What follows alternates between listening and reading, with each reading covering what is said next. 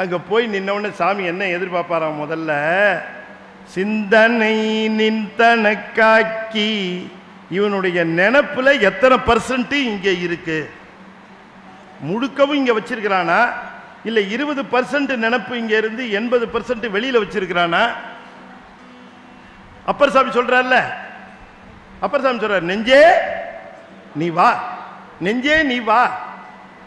இவர் கோயிலுக்குள்ள வந்துட்டார், நெஞ்சு வெளியிலே நிக்குது, நெஞ்சே வா, நித்தனும் எம்புரானுடைய கோயில் புக்கு வா. யாரை கூப்பிடுறாரு? ஏத்து வீட்டுக்காரனையா, பக்கத்து வீட்டுக்காரனையா? யாருங்க கூப்பிடுறாரு? நெஞ்ச கூப்பிடுறாரு.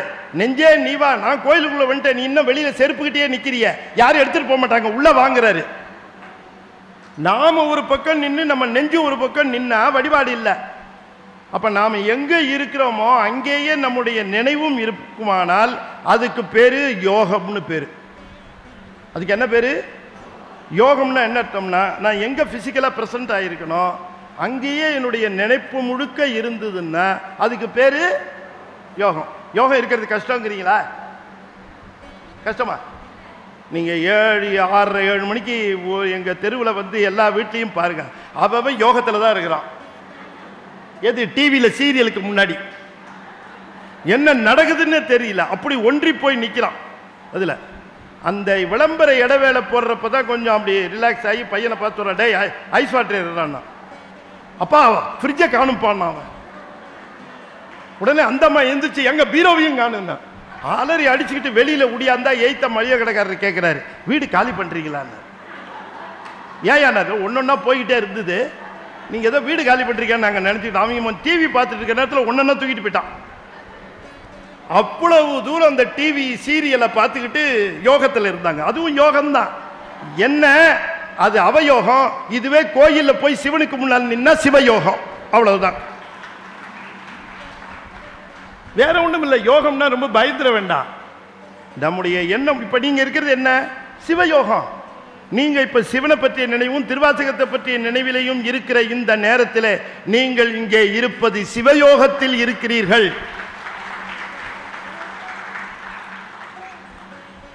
சிந்தனை நின்தனக்காக்கி, சிந்தனையை உனக்கு 100% ஆக்கி, நாயினேன் தன் கண்ணினை நின்றிருப்பா. ஓபன் பண்ணிடணும் கண்ணை, கண்ணை மூடக்கூடாது. கோயிலுக்குள்ள சந்நிதியில் வந்து நின்னவுடனே கண்ணை மூடக்கூடாது. நாயினேன் தன் கண்ணினை நின்றிருப்பாத போது காக்கி, வந்தனையும் அமலர்க்கே ஆக்கி. கையெடுத்து மேல குவிச்சிடணும் வந்தனை. அடுத்து சொல்றாரு பாருங்க, வாக்கு உன் மணி வார்த்தை காக்கி. வாயை திறந்து பாடணுங்க, வாயை திறந்து பாடணும். ஞானசம்பந்தர் 4000 பாட்டு, திருநாவுக்கரசர் 4000 பாட்டு, சுந்தரர் 1000 பாட்டு, மணிவாசகர் 658 பாட்டு. அவங்க பாட்டுக்கு பாடிட்டு இருக்காங்க, நாங்க பாட்டுக்கு போயிட்டு இருக்கிறோங்கிறதுக்காக பாடினாங்க. சரஸ்வதி பூஜை அன்னைக்கு அதை எடுத்து வச்சு சந்தனம் குங்குமம் எல்லாம் வச்சு தீபாராதனை காட்டுறதுக்காக பாடிட்டு போயிருக்காங்க. வழிபாடுன்னா திருமுறை பாடல்கள் பாடாத வழிபாடு வழிபாடே அல்ல.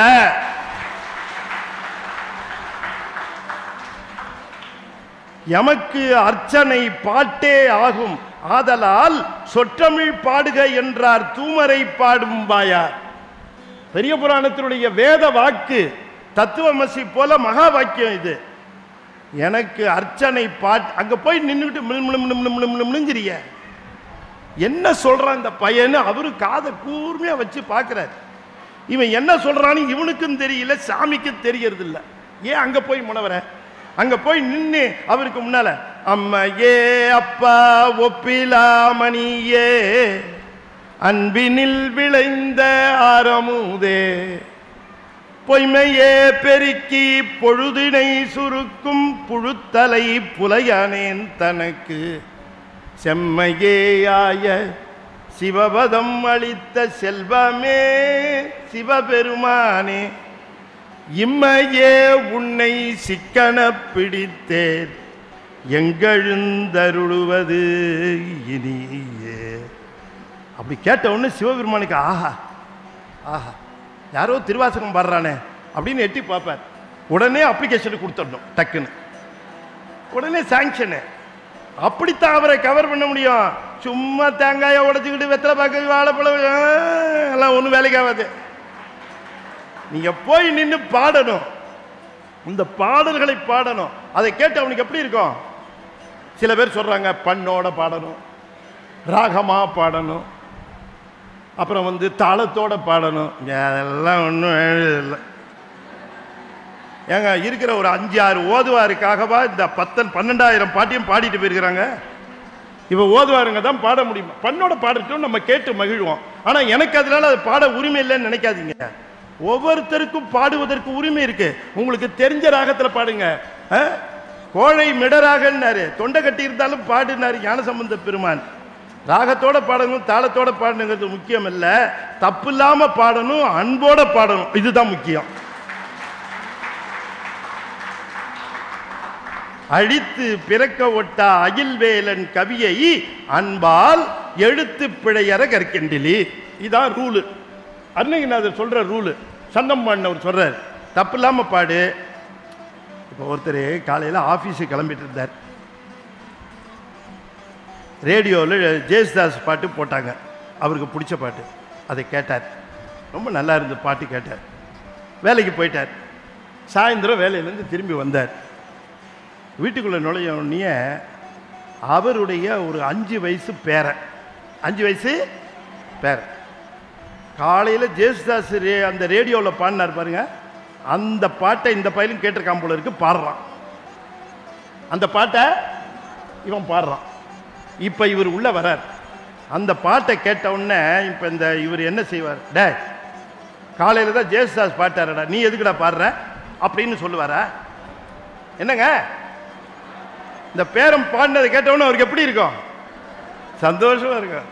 காலையில் ஜேசுதாஸ் பாடினதை கேட்ட பொழுது ஏற்பட்ட மகிழ்ச்சியை விட சாயந்தரம் பேரம் பாடுகிற பொழுது கேட்கிற மகிழ்ச்சி, நல்லா பாடுறான் ஐயா, இந்த பையன் அருமையா பாடுறான், நாளைக்கு எஸ்பி பாலசுப்ரமணியம் மாதிரி வருவான் போல இருக்க. பக்கத்து வீட்டுக்காரர் தான் சொல்லுவான், காக்கா மாதிரி கத்துது, இது எஸ்பி பாலசுப்ரமணியம். ஆனா இவர் சொல்லுவாரு, என்ன அருமையா பாடுறான் என் பையன், எஸ்பிபி மாதிரி வருவான் போல இருக்குன்னு. இப்ப காலையில பாட்ட ஜேசுதாஸ் பாட்டை கேட்ட பொழுது ஏற்பட்ட மகிழ்ச்சியை விட அதை பாடிய தன்னுடைய பேரம் பாடியதை கேட்ட பொழுது ஏற்படுகிற மகிழ்ச்சி அதிகமாவது போல மணிவாசகர் திருவாசகம் பாடிய பொழுது கேட்ட மகிழ்ச்சியை விட சிவபெருமானுக்கு நாம போய் நின்று பாடுகிற பொழுது என்னமா பாடுறாயா என் குழந்தை, என்னமா பாடுறான்னு மகிழ்ச்சி தான் அடைவாரு. அதான் மணிவாசகர் பாடித்தாரு, நீ ஏன் பாடுனா கேட்பாரு. நமக்காக தானே வாங்கி வச்சிருக்கிறாரு, கவலையே படாதீங்க. ராகத்தோட பாடணும், தாளத்தோட பாடணும்னு எவரும் ரூலே சொல்லல. உங்களுக்கு தெரிஞ்ச மாதிரி நீங்க பாடுங்க, சிவபெருமான் சந்தோஷமா ஏற்றுக்கொள்வார். சொற்றமிழ் பாடுகன்னு சொன்னாரே தவிர சொற்றமிழ் தாளத்தோடு பாடுக, சொற்றமிழ் பண்ணோடு பாடுக, நத்திங் டூயிங். கவலையே படாதீங்க. பல இடங்களில் நான் இதைத்தான் சொல்றேன். மேடையில் ஓதுவார்கள் பாடினார்கள்னா மகிழ்ச்சியா கேளுங்க, சந்தோஷமா கேளுங்க. அது இசை வடிவம், நீங்க பாடுவது அன்பு வடிவம். அதனால தான் திருவாசகத்தை முழுக்கவும் என்ன பண்ணிட்டார் தெரியுங்களா? இந்த பண்ணு ராகம் தாளம் இந்த வம்பே வேண்டாம், இந்த பையன் இதையே பார்த்துக்கிட்டு இருப்பான், இந்த தொன்னையை பார்த்துக்கிட்டு புள்ள இருக்கிற சக்கரை பொங்கலை விட்டுருவான்னுட்டு தான் திருவாசகம் முழுக்க பண்ணமைப்பு இல்லாமல் செய்திருக்கிறார் மணிவாசகர். என்ன பக்தி போயிடும். இப்ப இசையிலுக்கு நாட்டம் போய் இசையை சிறப்பா செய்கிற பொழுது அந்த இசையை விட நான் சிறப்பா செய்யணும், இந்த தாளத்துக்கு தகுந்தாற்போல் அங்கே போய் பாடுறவங்க இதை பற்றி சந்நிதியில் நின்று நம்ம அடியார்கள் பாடுறாங்களே, இதெல்லாம் எதிர்பார்ப்பாங்களா? சாமி கேட்குறாருன்னு ஆனந்தமாக பாடுவாங்க இல்லைங்களா?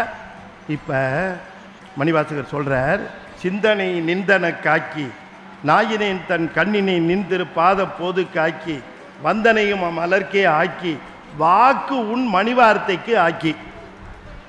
நீங்கள் சொல்லுங்கள், வாக்கு உன் திருச்சதக பாட்டு நான் ஏதாவது மாற்றி பாடுறேன்னா என்ன ஒன்றும் சொல்லவே மாட்டேங்கிறீங்க. பாட்டுக்கு சரியாக தானே பாடுறேன். நீங்கள் புஸ்தகம் உங்கள் கையில் இருக்குல்ல, பார்த்துக்கலாம்ல. எங்கேயாவது பண்ணோடு பாடி ராகத்தோடு பாடி தாளத்தோடு பாடி இருக்காங்க இல்லை? அப்படி சொல்லலை. அப்படி சொல்லாமல் அழகா சொல்றார், வாக்கு உன் மணி வார்த்தைக்கு ஆக்கி. வாய் திறந்து உன்னால முடிஞ்ச அளவுக்கு நீ பாடுவாய. ஐம்புலன்களார அப்படி போய் நின்று அருள் பெறலான்னு நினைச்சு இப்படி கண்ணால பார்த்தா கண்ணு வழியா அருள் வருதுங்க. கண்ணு வழியா அருள் வருது. கண்ணு வழியா அருள் வந்தா மடப்பள்ளியிலிருந்து சுண்டல் வாசனை வருது. இந்த கண்ணு வழியா வந்தது மூக்கு வழியா லீக் ஆயிடுது. அருள் ஒரு பக்கமா வந்தா இன்னொரு பக்கமா லீக் ஆயிடுது. ஐயோ, கண்ணையும் மூக்கையும் டைட் பண்ணி உன் அருளை பெற்றுவிட வேண்டும் என்று அப்படி திகைச்சு நின்று கும்பிட்டா பக்கத்தில் வந்து நின்று எவனோ எதையோ கதை பேசுறான், நேர்கொண்ட அப்படிங்கிறான். இந்த பக்கம் காது வழியா லீக் ஆயிடுது. என்ன பண்றது? இது ஓட்ட குடம். இது என்ன குடம்? 9 ஓட்டை இருக்கிற குடம். ஒரு பக்கம் பிடிச்சா இன்னொரு பக்கம் போகுது. இந்த ஓட்ட குடத்துக்குள்ள தண்ணி பிடிக்கிறது ரொம்ப கஷ்டமா இருக்கு. ஓட்ட குடத்துக்குள்ள தண்ணி நிக்கிறது ஆச்சரியமா, போறது ஆச்சரியமா? ஓட்ட குடத்துல தண்ணி பிடிக்கிறது நிக்கிறது ஆச்சரியமா, போறது ஆச்சரியமாங்க? நிக்கிறது தான் ஆச்சரியம். இந்த ஓட்ட இருக்குள்ள உடம்புக்குள்ள உயிர் இருக்கிறது ஆச்சரியமா, போறது ஆச்சரியமா? என்ன சத்தத்தையே காணும். இருக்கிறது தான் ஆச்சரியம், போறது ஆச்சரியம். அதனால நாளை காலையில் யாரையாவது பார்த்தாரு, சார் இன்னுமா உயிரோட இருக்கிறீங்க நீங்க அப்படின்னு கேட்டு வச்சிடாதீங்க. இந்த 9 ஓட்டை இருக்கிற இந்த குடத்துக்குள்ள அருளை பிடிக்கிறது கஷ்டமா இருக்கு, லீக் ஆகுது. மணிவாசகர் ஒரு வழி சொல்லிட்டார். அந்த வழியை தான் உங்களுக்கு சொல்லித்தர போறேன். உங்களுக்கு சொல்லி தரட்டுமா? ஓட்ட குடத்துக்குள்ள தண்ணி பிடிக்கிற வழியை சொல்லி தரட்டுமா? சொல்லுது. மணிவாசகர் சொன்னாரு, இந்த குடத்தை வச்சு தண்ணி பிடிச்சா வெளியில தான் லீக் ஆகுது. இதுல எவ்வளவு நாளும் நின்று தண்ணி பிடிச்சாலும் இது ரொம்ப அதுக்காக நான் ஒரு வழி பண்ணேன். என்னன்னு கேட்டா, ஏற்கனவே தண்ணி பிடிச்சி வச்சிருக்கிற தொட்டிக்குள்ள கொண்டு போய் இந்த குடத்தை ஒரு அமுக்கினேன். இப்போ உள்ள அமுக்கினவுடனே எந்த பக்கம்லாம் வெளியில போச்சா அந்த பக்கம்லாம் உள்ள வந்து குடமானது நிரம்பி விட்டது. அதுபோல உன்னுடைய அருளுக்குள்ளே என்னை அழுத்திக் கொள்வேன். கொஞ்சம் கொஞ்சமா பிடிக்காத, அதுக்குள்ளே அழுந்தி நில்லு, உனக்கு முழுவதும் அருள் நிறையும். இந்த சென்னைக்கு வந்த புதுசு 25 வருஷத்துக்கு முன்னாடி டிரான்ஸ்ஃபர் ஆகி இந்த சென்னைக்கு வந்த அடியன் அரசாங்க உத்தியோகத்தில் இருந்தேன். அடியன் அடிப்படையாக ஒரு இன்ஜினியர். இங்கே எனக்கு டிரான்ஸ்ஃபர் ஆச்சு, இங்கே வந்தேன். சென்னையில் ஜாயின் பண்ண உடனேயே தனியாக இருந்தேன் சைதாப்பேட்டையில். சென்னையே புதுசு, மிரண்டு போனேன். அங்கே போய் அந்த மேனேஜர்கிட்ட ரொம்ப கெஞ்சி கேட்டேன், என்னை எப்படியாவது திருச்சியில் போடுங்க, என்னங்க இதுக்கு போட்டிங்கன்னு. அவங்க சொன்னாங்க, சென்னையில் தான் ரொம்ப ப்ரெஸ்டீஜியஸ் சீட்டு, அதில் உங்களை தேடி போட்டால் நீங்கள் என்ன இங்கேருந்து கிளம்புறேங்கிறீங்க, இருங்க ஒரு வருஷம்னாங்க. சரி சொல்கிறாங்களேன்னுட்டு நான் தனியாக இருந்தேன். புதுசாக அன்னைக்கு தான் டியூட்டி ஜாயின் பண்ணுறேன். காலையில் 7:30 மணிக்கெல்லாம் எங்கள் மாமனார் எழுப்பி விட்டார். மாமனாரும் பேச்சுலர்னா மனைவி இல்லாமல் இருக்கிற அர்த்தங்க, வேற ஒன்றும் இல்லை, நீங்கள் தப்பாக நினச்சிக்காதீங்க. அவர் எழுப்பி விட்டார். நான் எழுந்து குளிச்சுவிட்டு, மாப்பிள்ளை நீங்கள் ஹோட்டலில் சாப்பிட்டு அப்படியே போயிடுங்கன்னாரு. சரின்னு ஹோட்டலில் சாப்பிட போனேன். அங்கே புதுசாக போகிறேன், சைதாப்பேட்டையில் ஹோட்டலுக்குள்ளே போனேன். போனவுடனே உட்காந்து சர்வர் வந்தார். என்ன சாப்பிட்றீங்கன்னு கேட்டார். இட்லி கொடுங்க அப்படின்னு அவர் கேட்டார். அடுத்த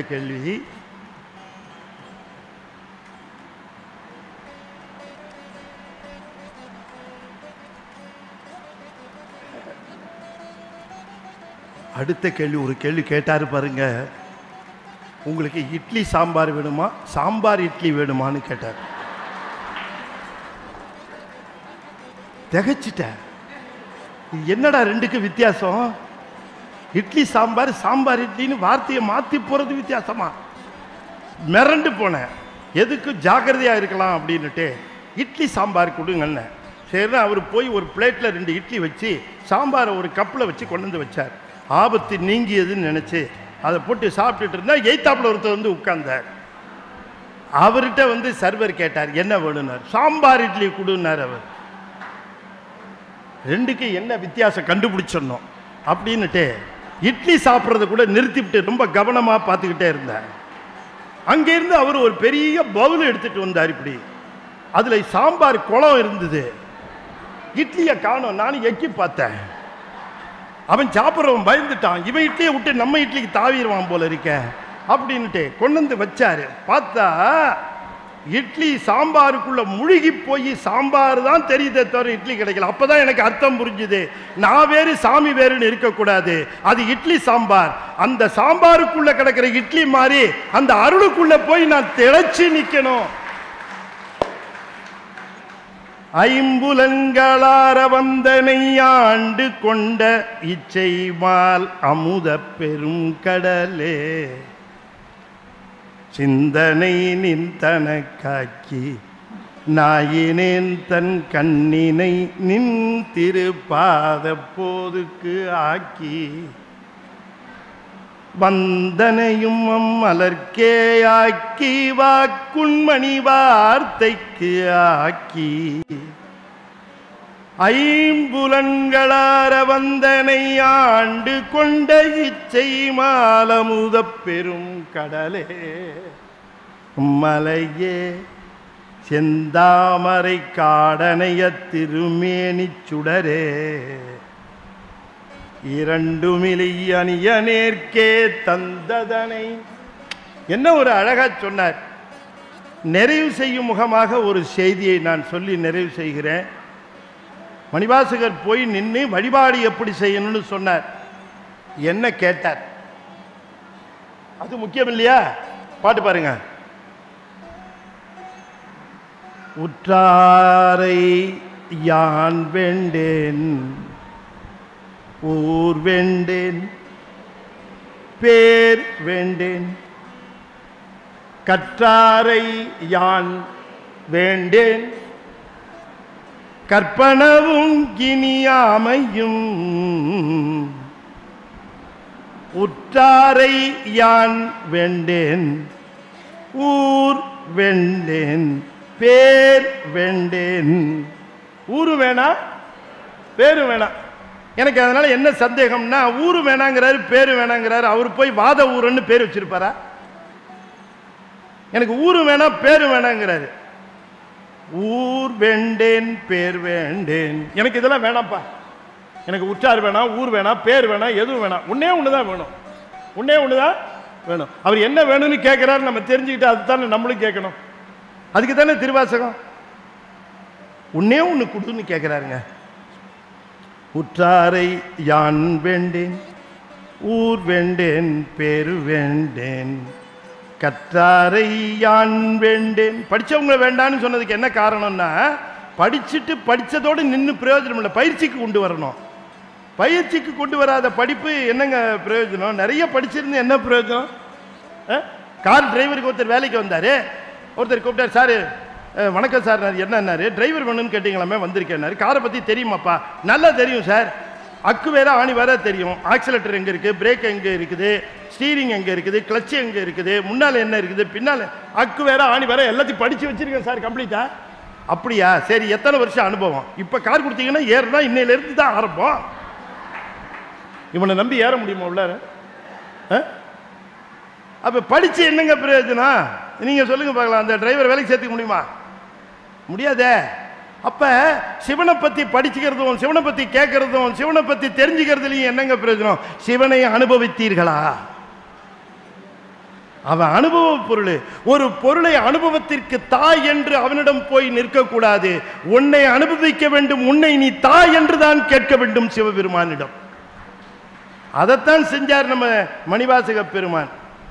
உற்றாரை யான் வேண்டேன் ஊர் வேண்டேன் பேர் வேண்டேன் கற்றாரை யான் வேண்டேன் கற்பனவும் இனி அமையும் குற்றாலத்தமந்துரையும் கூத்தாவுன் குறைகடற்கே. பெருமானே, எனக்கு ஒன்னே ஒன்று கொடு ராஜா.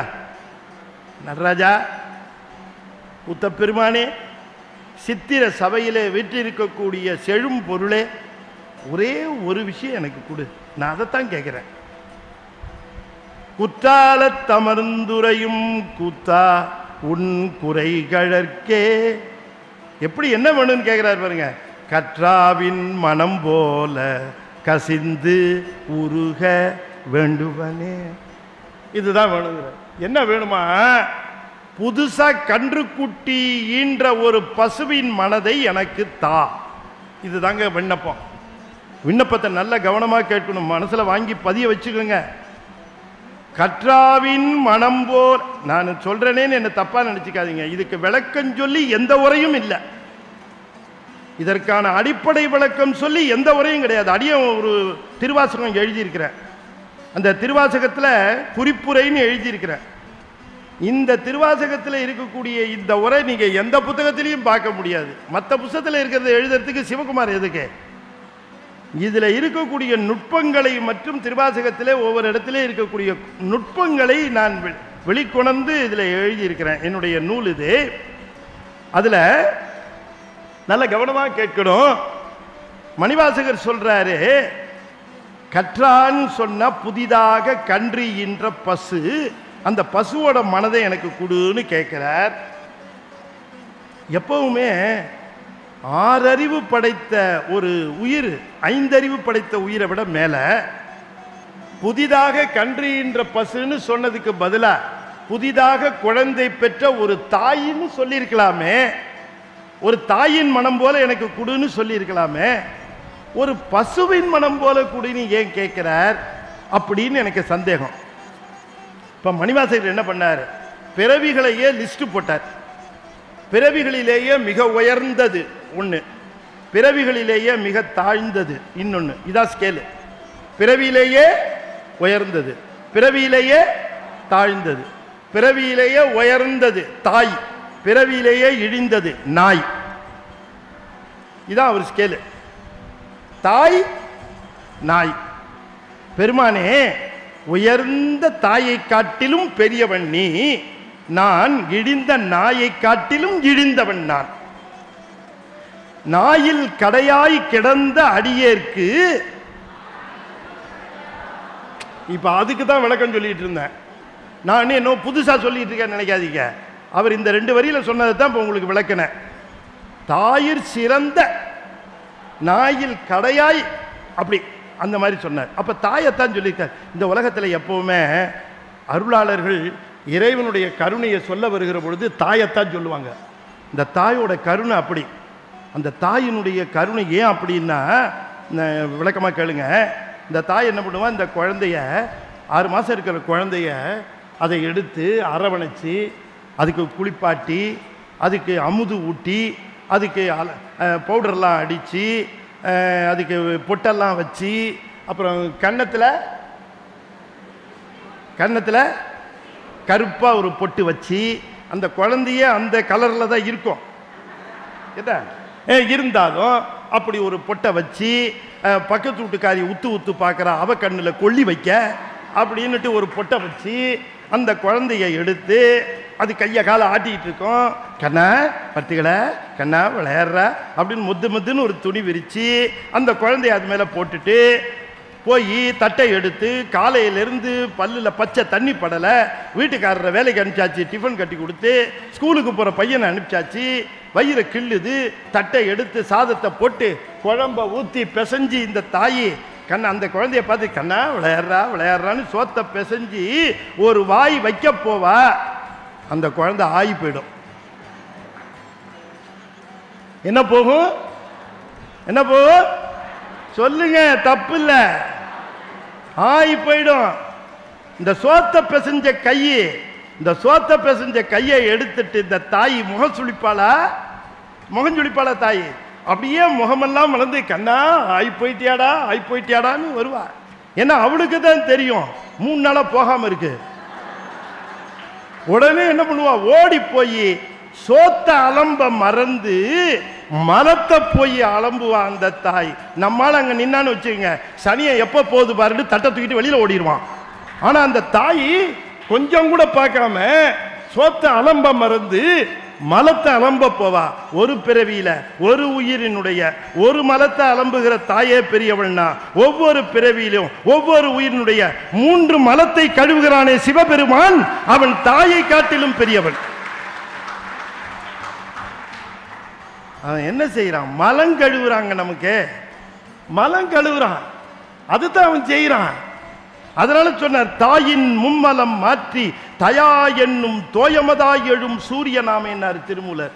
3 மலம் மாற்றாண்டாவன், அதனால தாயினும்னாரு. அப்ப பால் நினைந்தூட்டும் தாயினும் சால பறிந்து. அப்ப எனக்கு என்ன தோணுச்சுன்னா, ஒரு மனசை கொடுன்னு கேட்கிறாரு, நீண்ட நாள் குழந்தை இல்லாமல் குழந்தை பெற்றெடுத்த ஒரு தாயின் மனம் போல எனக்கு கொடுன்னு கேட்டிருக்கலாம். ஆனா புதிதாக கன்று கூட்டி ஈன்ற பசுவின் மனம் போல கொடுன்னு கேட்கிறாரு. ஏன் அப்படி எழுதினார் அப்படின்னு எனக்கு ஒரு யோசனை. இதில் ஒரே ஒரு விஷயம் இன்னொன்று சொல்கிறேன், மனசில் வாங்கிக்கோங்க. தெய்வ சேக்கிழார் பெரிய புராணம் எழுதுகிற பொழுது அதில் திண்ணனாரை பற்றி எழுத வரார். திண்ணனார் படிமேல ஏறி குடுமி தேவரை பார்த்து விட்டார்.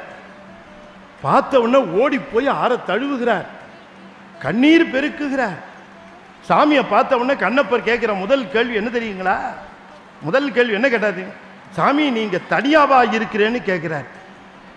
நீங்க தனியாவா இருக்கிற, விலங்குகள்லாம் இருக்கிற இடமாச்சே. என்னைக்காவது சாமியை பார்த்து நம்ம அப்படி கேட்டிருக்கோமா? சாமி தனியாக தான் இருப்பாருன்னு 2 கதவையும் இழுத்து பூட்டி உள்ளுக்குள்ள வச்சுட்டு தானே வரோம். அவர் கேட்கிறார், சாமி நீ தனியா இருக்கியான்னு கேட்டார். அடுத்த கேள்வி ஒன்று கேட்டார் பாருங்க, அதான் ஸ்டன்னிங் கொஸ்டின். அடுத்த கேள்வி கேட்டாரு, சாமி நீ சாப்பிட்டியான்னு கேட்டாரு. என்ன கேட்டாரு? என்னைக்காவது கேட்டிருக்கோமாங்க சாமிய? நமக்கு நல்லா தெரியும் சாமி சாப்பிடாதுன்னு. இல்லாட்டி அவ்வளோ தைரியமா இலைய போட்டு அத்தனை விஷயத்தை அங்கே வைப்போம். நல்ல காரியத்துக்கு எடுத்துக்க போங்க.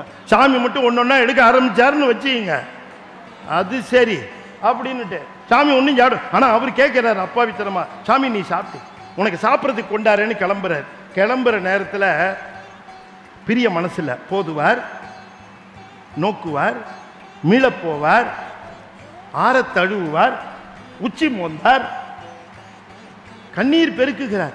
இப்போ ஏதாவது சாப்பிட்றதுக்கு கொண்டாடணுமே, மனசு கேட்காம திரும்ப மீண்டு போவார். இப்போ அவருக்கு ஒரு உதாரணம் சொல்லணும், அவர் அன்புக்கு ஒரு உதாரணம் சொல்லணும். தெய்வ சேக்கிழார் யோசிக்கிறார், என்ன உதாரணம் சொல்லலாம்? அன்புக்கு உதாரணம் சொல்லணும்னா அது திருவாசகத்தில் தான் இருக்கும். தெய்வ சேக்கிழார் முடிவு பண்றார், திருவாசகத்தை புரட்டுறார், திருப்புலம்பலுக்கு வருகிறார், இந்த பகுதியை பார்க்கிறார். இந்த பகுதியில் மணிவாசகர் என்ன எழுதினாரோ அதை அப்படியே எடுத்து சொல்லுகிறார். திண்ணனார் எப்படி இருந்தார் தெரியுமா? கன்று அகல் புனிற்று ஆப்போல்வார். கன்று குட்டியை விட்டு நீங்குகிற பசு போல இருந்தார். யாரு கண்ணுக்குட்டி? என்னங்க கண்ணுக்குட்டி? யாரு? சிவபெருமான். தாய்ப்பசு யாரு? மாணிக்க வாசகர். எப்படி இருக்குது? இந்த உதாரணத்தை எடுத்து இங்க குடுமி தேவர் தான் கண்ணுக்குட்டி, கண்ணப்ப தேவர் தான் பசு. உதாரணத்தை தலைகீழா மாத்திருக்காரு பாருங்க. அந்த கன்று குட்டியை விட்டு நீங்குகிற பசு போல இருந்தாருன்னு. ஏங்க அந்த உதாரணத்தை வச்ச? அதை சொன்னா நிறைவாயிடும். அதாவது தாயின்னு போட்டிருக்கலாம், குழந்தையை பிரிந்த தாய் போலன்னு போட்டிருக்கலாம். ஆனால் அதை போடாமல் மணிவாசகரே கண்ணுக்குட்டியை பிரிஞ்ச தாய்ப்பசுன்னாரு. ஏன் சொன்னார் அப்படின்னா, இந்த தாயானவள் என்ன பண்ணுவா, இந்த குழந்தைக்கு அமுது விட்டுக்கிற பொழுது அதை அப்படி ஆற அணைச்சி நெஞ்சோடு தழுவிக்கிட்டு அதுக்கு அமுது விட்டுக்கிற பொழுது இந்த குழந்தை நல்லா குடிக்கணும், பால் குடிக்கணும், திடகாத்திரமாக இருக்கணும், நோய் நொடி இல்லாமல் இருக்கணும், சிறப்பாக வளரணும், பெரியவனாக வரணும், நல்லா படிக்கணும், நல்ல பட்டம் வாங்கணும், நல்ல உத்தியோகத்துக்கு போகணும், நல்ல கை நிறைய காசு சம்பாதிக்கணும், நல்ல வளப்பமாக இருக்கணும், என்னையும் நல்லா வச்சிருக்கணும், நான் கட்டிட்டு வந்தது தான் சரியில்லை, இதுவாவது உருப்படியா என்னை காப்பாற்றும்னு ஒரு தாய்க்கு தன்னையும் அறியாமல் அந்த குழந்தையிடம் ஒரு எதிர்பார்ப்பு இருக்கும். ஆனால் தாய்ப்பசு கன்றுக்குட்டிக்கு பால் தருகிற பொழுது இந்த கன்றுக்குட்டி வளரும், நாளைக்கு எனக்கு கொட்டில் கட்டி தரும், என்னை காப்பாற்றும் என்று எந்த பசுவும் கன்றுக்குட்டியிடம் எதிர்பாராது. அதுபோல நானும் சிவபெருமானே உன்னிடம் எதையும் எதிர்பார்க்காமல் அன்பு செலுத்த வேண்டும், அப்படிப்பட்ட மனசை எனக்கு தா என்று கேட்கிறார் மணிவாசகர். அப்படி போய் நின்னேன்னா நீ அவர்கிட்ட எதையும் கேட்காத, நீ எதையும் கேட்காத, எல்லாம் கொடுக்கிறவன் தானடா அவன், கொடுக்காதவங்கிட்ட போய் கேட்டு கேட்டு வாங்கலாம். நீ கேட்காமையே அவ்வளோத்தையும் கொடுத்துருக்கிறானே, எவ்வளவு கொடுத்துருக்கிறான், அவன் என்ன கொடுத்துருக்கிறான்னு எப்ப தெரியும் தெரியுமா? சேக்கிழார் சொல்லுகிறார், எல்லாம் தான் வைத்து வாங்க வல்லான். அவன் என்ன கொடுத்துருக்கிறாங்கிறது எப்ப தெரியும் தெரியுமா? திரும்ப வாங்கிக்கும் போது தான் தெரியும். அடாடாடா இத்தனை நாள் இது நம்மகிட்ட இருந்துதான். நண்பர் ஒருத்தர் திடீர்னு மயக்கம் போட்டாரு, திடீர்னு டாக்டர்கிட்ட காட்டலான்னு கூட்டிட்டு போனோம். டாக்டர் சொன்னார், திடீர்னு மயக்கம் போட்டிருக்காரு, நீங்க எதுக்கு சுகர் டெஸ்ட் பண்ணிட்டு எடுத்துட்டு வாங்கினார். பிளட் சுகர் செக் பண்ணிட்டு ரிப்போர்ட்டை எடுத்துக்கிட்டு கூட்டிட்டு போனோம். டாக்டர் ரிப்போர்ட்டை பார்த்தாரு, ஆனாரு, நண்பர் பயந்துட்டார். என்னன்னு? என்னையா 390 இருக்கு, என்னையா 390. நண்பர் பயந்துட்டார். எங்க நான் அரிசி சோறு சாப்பிட முடியாதான்னார். யார் சொன்னது? பார்க்கவே கூடாதுன்னாரு. சாப்பிட்றது அப்புறம் இல்லை, தொடாதேன்ட்டார்.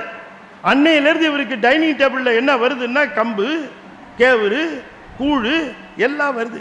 டைனிங் டேபிளில் உட்காந்துருக்கவங்களாம் நல்ல அரிசி சோறு சாப்பிட்றாங்க. அதை இல்லை அவர் சம்பாத்தியது தான், அதை சாப்பிட்டுட்டு இருக்காங்க. இவர் இதை சாப்பிட்டுக்கிட்டு ஐயோ இந்த சாமி என் சோத்தை பிடிக்கிட்டானே, இந்த சாமி என் சோத்தை பிடிக்கிட்டானே. இந்த சோத்தை சாப்பிட்டுக்கிட்டு இருந்த நாளில் ஒரு நாள் கூட இந்த சாமி சோறு கொடுத்துருக்கிறானே, இந்த சாமி சோறு கொடுத்துருக்கிறானேன்னு ஒரு நாள் கூட நினைச்சு பார்க்கல. சோத்தை புடுங்கினவன ஒவ்வொரு நாளும் நினைக்கிறார். எல்லா விதமான வளங்களும் தந்திருக்கிற சிவபெருமான் நமக்கு கொடுத்திருக்கிறதை எல்லாம் சிறப்பாக நாம நினைந்து பார்த்து அந்த சிறப்பை உணர்ந்து,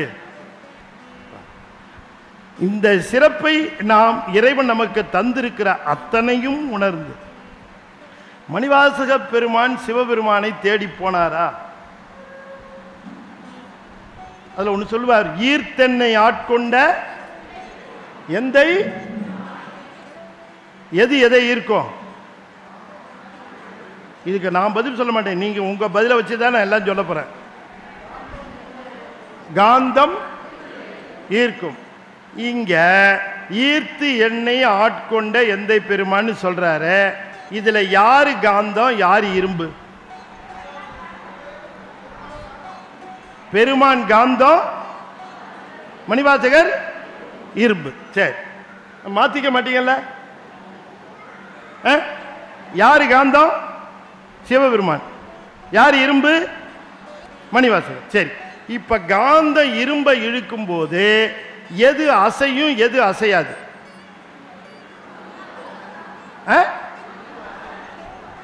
என்ன எல்லாரும் சேர்ந்து யாராவது ஒருத்தர் சொன்ன எல்லாரும் சேர்ந்து கத்துன நல்லா சௌரியமா சொல்லிடலாம், தப்பா சொன்னா கூட தெரியாது. இந்த ஜனகணமனை பாடும்போது பசங்கள்லாம் பார்த்தீங்கன்னா அவனுக்கு பாட்டே தெரியாது, கூட என்ன அது முழுசா பாட்டு தெரியாது, ரொம்ப சௌரியமா இருக்கும். இந்த கடைசியில் எப்படி ஹேன்னு முடியும், அதனால அதை வச்சுட்டு சொல்ல பதில் எல்லாம் சேர்ந்து சொல்லக்கூடாது. நான் என்ன கேட்டேன்னா, காந்தம் இரும்பை இழுக்கிற பொழுது எது அசையும், எது அசையாது? காந்தம் அசையுமா? காந்தம் அசையாது, இரும்பு அசையும். அப்ப காந்தம் இரும்பை இழுக்கும் பொழுது காந்தம் அப்படியே இருக்கும், இரும்பு அசையும். இங்க காந்தம் யாருன்னு சொன்னீங்க? சிவபெருமான். இரும்பு யாருன்னு சொன்னீங்க? மணிவாசகர். அப்ப காந்தம் அசையாம இருக்கணும்னா சிவபெருமான் அசையாம கைலாயத்திலே இருந்திருக்கணும். மணிவாசகர் என்ன பண்ணணும்? பாண்டிய நாட்டிலேருந்து கைலாயத்துக்கு போயிருக்கணும். ஆனா நடந்தது என்ன? காந்தம் தான் இரும்பை நோக்கி வந்து உலகிலேயே முதலாக இரும்பு காந்தத்தை இழுத்தது. இவரா கைலாயம் போனாரு? அவர் கைலாயத்திலிருந்து பாண்டிய நாட்டுக்கு இவர் ஊருக்கு அவர் வந்தாரு. அப்ப இரும்பு காந்தத்தை இழுத்துருச்சு. உபச்சாரமா சொன்னாரு, ஈர்த்தென்னை ஆட்கொண்டனு. இவர் தான் சிவபெருமானையே ஈர்த்து கொண்டு வந்தார்.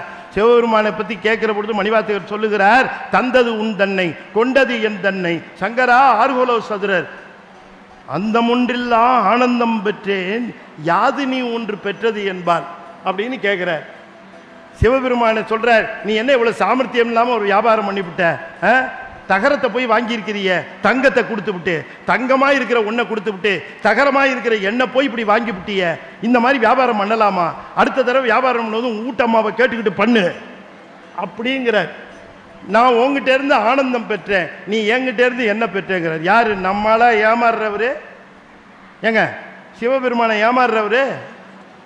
அவரை சாமர்த்தியசாலி இல்ல, சரியான கெட்டிக்காரர். அந்த முண்டில்லா ஆனந்தம் பெற்றேன், யாது நீ பெற்றதுங்கிறாரு. சிவபெருமான் என்ன பண்ணாரு? எல்லா உயிர்களையும் தனித்தனியா ஆட்கொள்வதற்கு பதிலாக இந்த மணிவாசகர் மூலமாக என்ன பெற்றாருங்கிறாரு? திருவாசகம் என்கிற ஒரு நூலை பற்றி பார்ப்போம், கற்பனை பண்ணி பார்ப்போமே. அப்புறமா மணிவாசகர் சொல்றதை பார்ப்போம். நாம உள்ள நுழையிறோம், மூலவர் சாமி இருக்கிறார். நாம நுழைஞ்சவொன்னே அவர் என்ன எதிர்பார்க்கிறார்? நம்ம கிட்ட தேங்காய் கொண்டு வந்திருக்கிறானா, வாழைப்பழம் கொண்டு வந்திருக்கிறானா, வெத்தலை பாக்கு கொண்டு வந்திருக்கிறானா, வேற ஏதாவது கொண்டு வந்திருக்கிறானா அப்படின்னு எதிர்பார்க்கிறாரா? எதிர்பார்க்க மாட்டார். ஏன்னா அவருக்கு நல்லா தெரியும் கொண்டு வந்ததெல்லாம் இவன் திருப்பி எடுத்துட்டு போயிடுவான்ட்டு. அவருக்கு நல்லா தெரியும் இங்கே ஒன்று நமக்கு கொடுக்க போகிறதில்ல. இதை இப்படி காட்டிட்டு எடுத்து போவோம். நான் கபாலீஸ்வரர் கோயில், ஐயோ பேர் சொல்லிட்டேன், கோயிலுக்கு போனேன். அங்கே போன உடனே அந்த தேங்காய் தட்டு அர்ச்சனை தட்டு விற்கிற இடத்துல ஒரு புதுசாக கல்யாணம் ஆன கணவனு மனைவி நிற்கிறாங்க. அர்ச்சனை தட்டு வாங்குறாங்க. ஏன் வீட்டுக்காரம்மா சொன்னாங்க தட்டு வாங்கலான்னாங்க. கொஞ்சம் தட்டுப்பாடெல்லாம் நீங்கிட்டு கொஞ்சம் உட்காரு, நீ பாருங்க நடக்கிறதுன்ற. அந்த பொண்ணு சொல்லிச்சு தட்டு ஒன்று கொடுங்கன்னுச்சு. அவர் எடுத்து வச்சார். கடைக்காரர் தேங்காய் எடுத்து வச்சார். இந்த பொண்ணு சொல்லிச்சு அவ்வளோ பெரிய காய் வேண்டாம், சின்னதாக காய் வைங்கன்னுச்சு. பக்கத்தில் வீட்டுக்காரன் சொன்னான் இல்லை இல்லை காய் பெருசாக வைங்கன்னா. இந்த பொண்ணு சொல்லிச்சு இல்லை இல்லை இல்லை சின்ன காயே வைங்கன்னுச்சு. சும்மா இருமா நீங்கள் பெரிய காய் வைங்கன்னா. இந்த பொண்ணு சொல்லிச்சு எங்க சாமிக்கு தாங்க சின்ன காய் வைங்க நீங்கள் அப்படின்னுச்சு. இவன் சொன்னா நீ பேசாம இரு, எங்க நீங்க பெரிய காய் வைங்க, நாளைக்கு சட்னிக்கு ஆகும்தான்.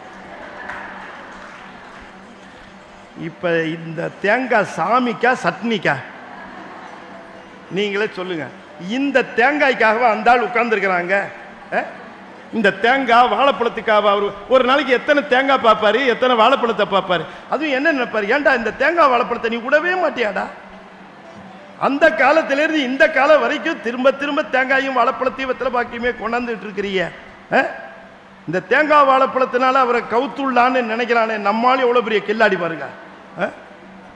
இதுக்கெல்லாம் அசர மாட்டார் நம்மால். பின்ன என்ன வேணும்? நான் சொல்லலை, மணிவாசகர் சொல்றதான் நான் சொல்றேன். என்னுடைய சொந்தமான சரக்கு எதுவும் கிடையாது. அங்கே போய் நின்னவுடனே சாமி என்ன எதிர்பார்ப்பாராம்? முதல்ல சிந்தனை நின்தனக்காக்கி. இவனுடைய நினைப்புல எத்தனை % இங்கே இருக்கு? முழுக்கவும் இங்க வச்சிருக்கிறானா இல்ல 20% நினைப்பு இங்க இருந்து 80% வெளியில வச்சிருக்கிறானா? அப்பர் சாமி சொல்றாருல்ல, அப்பர் சாமி சொல்றாரு நெஞ்சே நீ வா, நெஞ்சே நீ வா. இவர் கோயிலுக்குள்ள வந்துட்டார், நெஞ்சு வெளியிலே நிக்குது. நெஞ்சே வா, நித்தனும் எம்பெருமானுடைய கோயில் புக்கு வா. யாரை கூப்பிடுறாரு? ஏத்து வீட்டுக்காரனையா, பக்கத்து வீட்டுக்காரனையா? யாரங்க கூப்பிடுறாரு? நெஞ்ச கூப்பிடுறாரு. நெஞ்சே நீ வா, நான் கோயிலுக்குள்ள வந்துட்டேன், நீ இன்னும் வெளியில செருப்புக்கிட்டே நிக்கிறிய, யாரும் எடுத்துட்டு போக மாட்டாங்க, உள்ள வாங்குறாரு. நாம ஒரு பக்கம் நின்று நம்ம நெஞ்சு ஒரு பக்கம் நின்னா வழிபாடு இல்லை. அப்ப நாம எங்க இருக்கிறோமோ அங்கேயே நம்முடைய நினைவும் இருக்குமானால் அதுக்கு பேரு யோகம்னு பேரு. அதுக்கு என்ன பேரு? யோகம்னா என்ன அர்த்தம்னா, நான் எங்க பிசிக்கலா பிரசன்ட் ஆயிருக்கணும் அங்கேயே என்னுடைய நினைப்பு முழுக்க இருந்ததுன்னா அதுக்கு பேரு யோகம். யோகம் இருக்கிறது கஷ்டங்கிறீங்களா? கஷ்டமா? நீங்க 7, 6, 7 மணிக்கு எங்க தெருவில் வந்து எல்லா வீட்லையும் பாருங்க, அவன் யோகத்துல தான் இருக்கிறான். எது? டிவியில சீரியலுக்கு முன்னாடி என்ன நடக்குதுன்னு தெரியல, அப்படி ஒன்றி போய் நிக்கிறான். அதுல அந்த விளம்பர இடைவேளை போடுறப்பதான் கொஞ்சம் அப்படி ரிலாக்ஸ் ஆகி பையனை பார்த்து வர, டேய் ஐஸ் வாட்டர் இருந்தான், அப்பா ஃப்ரிட்ஜை காணும் பான். அவன் உடனே அந்த அம்மா எந்திரிச்சு எங்க பீரோவையும் காணுன்னா அலறி அடிச்சுக்கிட்டு வெளியில உடியாந்தா எய்த்த மளிகை கடைக்காரர் கேட்கிறாரு, வீடு காலி பண்றீங்களான்னு. ஏன் ஒன்னொன்னா போய்கிட்டே இருந்தது, நீங்க ஏதோ வீடு காலி பண்றீங்கன்னு நாங்க நினைச்சுக்கிட்டோம். அவங்க டிவி பார்த்துட்டு இருக்க நேரத்தில் ஒன்னொன்னா தூக்கிட்டு போயிட்டான். அவ்வளவு தூரம் அந்த டிவி சீரியலை பார்த்துக்கிட்டு யோகத்தில் இருந்தாங்க. அதுவும் யோகம்தான். என்ன அது? அவயோகம். இதுவே கோயில்ல போய் சிவனுக்கு முன்னால் நின்னா சிவயோகம். அவ்வளவுதான், வேற ஒண்ணும் இல்லை. யோகம்னா ரொம்ப பயந்துட வேண்டாம். நம்முடைய எண்ணம் இப்ப நீங்க இருக்கிறது என்ன? சிவயோகம். நீங்க இப்ப சிவனை பற்றிய நினைவும் திருவாசகத்தை பற்றிய நினைவிலையும் இருக்கிற இந்த நேரத்தில் நீங்கள் இங்கே இருப்பது சிவயோகத்தில் இருக்கிறீர்கள்.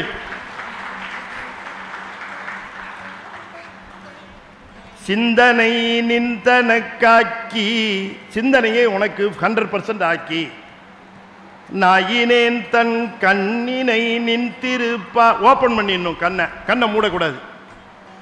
கோயிலுக்குள்ள சன்னதியில வந்து நின்னவுடனே கண்ணை மூடக்கூடாது. நாயினேன் தன் கண்ணினை நின்றிருப்பாத போது காக்கி, வந்தனையும் அமலர்க்கே ஆக்கி. கையெடுத்து மேல குவிச்சிடணும் வந்தனை. அடுத்து சொல்றாரு பாருங்க, வாக்கு உன் மணி வார்த்தை காக்கி. வாயை திறந்து பாடணுங்க, வாயை திறந்து பாடணும். ஞானசம்பந்தர் 4000 பாட்டு, திருநாவுக்கரசர் 4000 பாட்டு, சுந்தரர் 1000 பாட்டு, மணிவாசகர் 658 பாட்டு. அவங்க பாட்டுக்கு பாடிட்டு இருக்காங்க, நாங்க பாட்டுக்கு போயிட்டு இருக்கிறோங்கிறதுக்காக பாடினாங்க. சரஸ்வதி பூஜை அன்னைக்கு அதை எடுத்து வச்சு சந்தனம் குங்குமம் எல்லாம் வச்சு தீபாராதனை காட்டுறதுக்காக பாடிட்டு போயிருக்காங்க. வழிபாடுன்னா திருமுறை பாடல்கள் பாடாத வழிபாடு வழிபாடே அல்ல.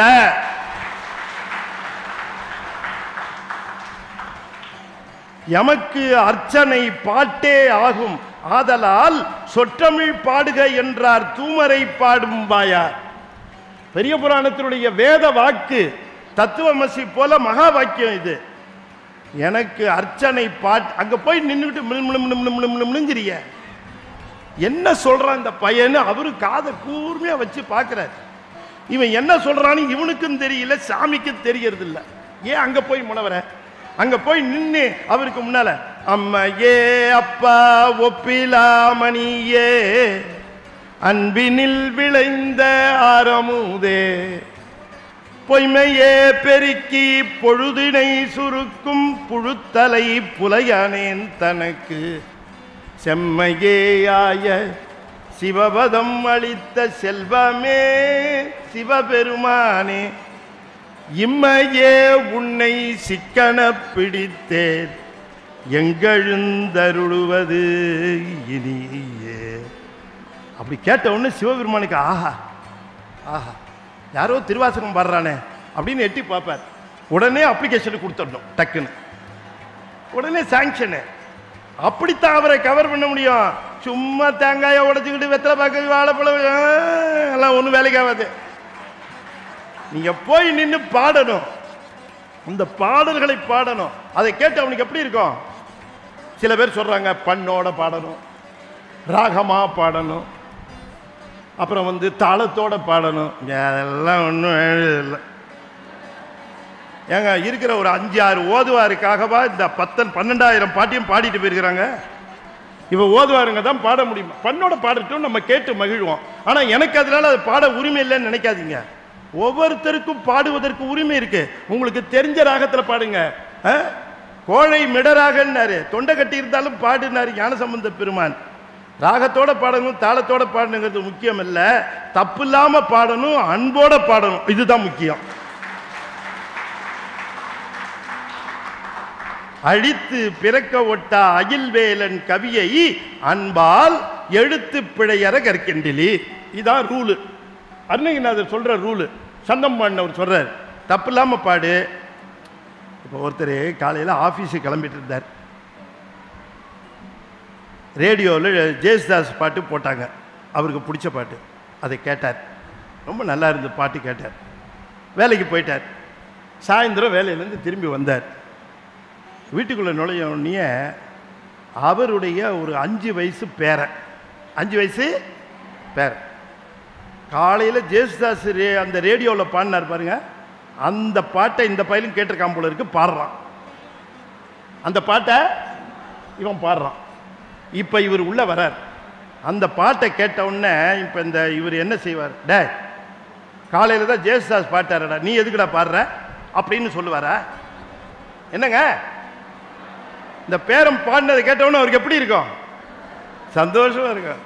காலையில் ஜேசுதாஸ் பாடினதை கேட்ட பொழுது ஏற்பட்ட மகிழ்ச்சியை விட சாயந்தரம் பேரம் பாடுகிற பொழுது கேட்கிற மகிழ்ச்சி, நல்லா பாடுறான் ஐயா, இந்த பையன் அருமையா பாடுறான், நாளைக்கு எஸ்பி பாலசுப்ரமணியம் மாதிரி வருவான் போல இருக்க. பக்கத்து வீட்டுக்காரர் தான் சொல்லுவான், காக்கா மாதிரி கத்துது, இது எஸ்பி பாலசுப்ரமணியம். ஆனா இவர் சொல்லுவாரு, என்ன அருமையா பாடுறான் என் பையன், எஸ்பிபி மாதிரி வருவான் போல இருக்குன்னு.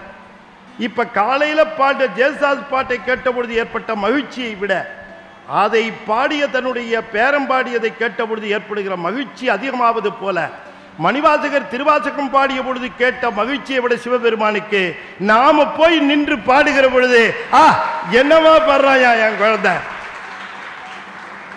என்னமா பாடுறான்னு மகிழ்ச்சி தான் அடைவாரு.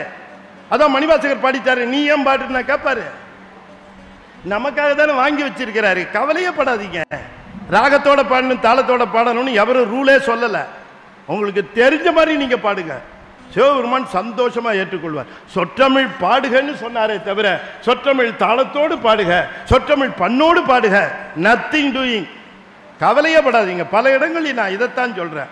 மேடையில் ஓதுவார்கள் பாடினார்கள்னா மகிழ்ச்சியா கேளுங்க, சந்தோஷமா கேளுங்க. அது இசை வடிவம், நீங்க பாடுவது அன்பு வடிவம். அதனால தான் திருவாசகத்தை முழுக்கவும் என்ன பண்ணிட்டார் தெரியுங்களா? இந்த பண்ணு ராகம் தாளம் இந்த வம்பே வேண்டாம். இந்த பையன் இதையே பார்த்துக்கிட்டு இருப்பான். இந்த தொன்னையை பார்த்துக்கிட்டு புள்ள இருக்கிற சக்கரை பொங்கலை விட்டுருவான்னுட்டு தான் திருவாசகம் முழுக்க பண்ணமைப்பு இல்லாமல் செய்திருக்கிறார் மணிவாசகர். என்ன பக்தி போயிடும். இப்ப இசையிலுக்கு நாட்டம் போய் இசையை சிறப்பா செய்கிற பொழுது அந்த இசையை விட நான் சிறப்பா செய்யணும், இந்த தாளத்துக்கு தகுந்தாற்போல் அங்க போய் பாடுறவங்க இதை பத்தி சன்னதியில் நின்று நம்ம அடியார்கள் பாடுறாங்களே, இதெல்லாம் எதிர்பார்ப்பாங்களா? சாமி கேட்கிறாருன்னு ஆனந்தமா பாடுவாங்க இல்லைங்களா? இப்ப மணிவாசகர் சொல்றார், சிந்தனை நிந்தன காக்கி நாயினேன் தன் கண்ணினை நின்றிரு பாத போது காக்கி வந்தனையும் மலர்க்கே ஆக்கி வாக்கு உன் மணிவார்த்தைக்கு ஆக்கி. நீங்க சொல்லுங்க, வாக்கு உன் திருச்சதக பாட்டு. நான் ஏதாவது மாத்தி பாடுறேன்னா என்ன ஒன்றும் சொல்லவே மாட்டேங்கிறீங்க. பாட்டுக்கு சரியாக தானே பாடுறேன். நீங்கள் புஸ்தகம் உங்கள் கையில் இருக்குல்ல, பார்த்துக்கலாம்ல? எங்கேயாவது பண்ணோடு பாடி ராகத்தோடு பாடி தாளத்தோடு பாடி இருக்காங்க இல்லை? அப்படி சொல்லலை. அப்படி சொல்லாமல் அழகாக சொல்கிறார், வாக்கு உன் மணி வார்த்தைக்கு ஆக்கி. வாய் திறந்து உன்னால் முடிஞ்ச அளவுக்கு நீ பாடுவாய. ஐம்புலன்களார அப்படி போய் நின்று அருள் பெறலான்னு நினச்சி இப்படி கண்ணால் பார்த்தா கண்ணு வழியாக அருள் வருதுங்க. கண்ணு வழியாக அருள் வருது. கண்ணு வழியாக அருள் வந்தால் மடப்பள்ளியிலேருந்து சுண்டல் வாசனை வருது. இந்த கண்ணு வழியாக வந்தது மூக்கு வழியாக லீக் ஆயிடுது. அருள் ஒரு பக்கமாக வந்தால் இன்னொரு பக்கமாக லீக் ஆயிடுது. ஐயோ, கண்ணையும் மூக்கையும் டைட் பண்ணி உன் அருளை பெற்றுவிட வேண்டும் என்று அப்படி திகைச்சு நின்று கும்பிட்டா பக்கத்தில் வந்து நின்று எவனோ எதையோ கதை பேசுறான், நேர்கொண்ட அப்படிங்கிறான். இந்த பக்கம் காது வழியா லீக் ஆயிடுது. என்ன பண்றது? இது ஓட்ட குடம். இது என்ன குடம்? 9 ஓட்டை இருக்கிற குடம். ஒரு பக்கம் பிடிச்சா இன்னொரு பக்கம் போகுது. இந்த ஓட்ட குடத்துக்குள்ள தண்ணி பிடிக்கிறது ரொம்ப கஷ்டமா இருக்கு. ஓட்ட குடத்துக்குள்ள தண்ணி நிக்கிறது ஆச்சரியமா, போறது ஆச்சரியமா? ஓட்ட குடத்துல தண்ணி பிடிக்கிறது நிக்கிறது ஆச்சரியமா, போறது ஆச்சரியமாங்க? நிக்கிறது தான் ஆச்சரியம். இந்த ஓட்டை இருக்குள்ள உடம்புக்குள்ள உயிர் இருக்கிறது ஆச்சரியமா, போறது ஆச்சரியமா? என்ன சத்தத்தையே காண? இருக்கிறது தான் ஆச்சரியம், போறது ஆச்சரியம். அதனால நாளை காலையில் யாரையாவது பார்த்தா, சார் இன்னுமா உயிரோட இருக்கிறீங்க நீங்க அப்படின்னு கேட்டு வச்சிடாதீங்க. இந்த 9 ஓட்டை இருக்கிற இந்த குடத்துக்குள்ள அருளை பிடிக்கிறது கஷ்டமா இருக்கு, லீக் ஆகுது. மணிவாசகர் ஒரு வழி சொல்லிட்டார். அந்த வழியை தான் உங்களுக்கு சொல்லித்தர போறேன். உங்களுக்கு சொல்லி தட்டுமா? ஓட்டை குடத்துக்குள்ள தண்ணி பிடிக்கிற வழியை சொல்லி தட்டுமா? சொல்லுது. மணிவாசகர் சொன்னாரு, இந்த குடத்தை வச்சு தண்ணி பிடிச்சா வெளியில தான் லீக் ஆகுது. இதுல எவ்வளவு நாளும் நின்று தண்ணி பிடிச்சாலும் இது ரொம்ப. அதுக்காக நான் ஒரு வழி பண்ணேன். என்னன்னு கேட்டா, ஏற்கனவே தண்ணி பிடிச்சி வச்சிருக்கிற தொட்டிக்குள்ள கொண்டு போய் இந்த குடத்தை ஒரு அமுக்கினேன். இப்போ உள்ள அமுக்கினவுடனே எந்த பக்கம்லாம் வெளியில போச்சா அந்த பக்கம்லாம் உள்ள வந்து குடமானது நிரம்பி விட்டது. அதுபோல உன்னுடைய அருளுக்குள்ளே என்னை அழுத்திக் கொள்வேன். கொஞ்சம் கொஞ்சமா பிடிக்காத, அதுக்குள்ளே அழுந்தி நில்லு, உனக்கு முழுவதும் அருள் நிறையும். இந்த சென்னைக்கு வந்த புதுசு 25 வருஷத்துக்கு முன்னாடி டிரான்ஸ்ஃபர் ஆகி இந்த சென்னைக்கு வந்த அடியன் அரசாங்க உத்தியோகத்தில் இருந்தேன். அடியன் அடிப்படையாக ஒரு இன்ஜினியர். இங்கே எனக்கு டிரான்ஸ்ஃபர் ஆச்சு. இங்கே வந்தேன். சென்னையில் ஜாயின் பண்ண உடனேயே தனியாக இருந்தேன் சைதாப்பேட்டையில். சென்னையே புதுசு, மிரண்டு போனேன். அங்கே போய் அந்த மேனேஜர்கிட்ட ரொம்ப கெஞ்சி கேட்டேன், என்னை எப்படியாவது திருச்சியில் போடுங்க, என்னங்க இதுக்கு போட்டிங்கன்னா.